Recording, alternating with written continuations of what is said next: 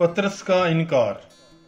मुकद्दस मरकस की अंजील उसका 14 बाब 66 ता 72 आयत तक।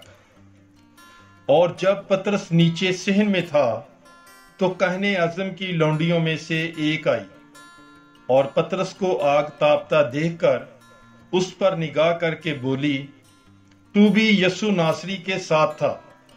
उसने इनकार किया और कहा, मैं तो ना जानता और ना समझता हूं कि तू क्या कहती है। और वो बाहर दहलीज में गया और मुर्ग ने बांग दी। फिर वो लौंडी जिसने उसे देखा था पास खड़े होने वालों से दोबारा कहने लगी कि ये उन्हीं में से है। उसने फिर इनकार किया और थोड़ी देर बाद पास खड़े होने वाले पतरस से फिर कहने लगे कि यकीनन तू इन्हीं में से है, क्योंकि तू भी जलीली है। मगर वो लानत करने और कसम खाने लगा कि मैं इस आदमी को जिसका तुम जिक्र करते हो नहीं जानता। और फिलफौर मुर्ग ने दोबारा बांग दी।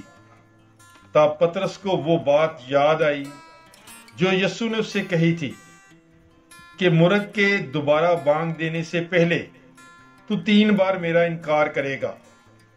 तो इस पर वो रोने लग गया।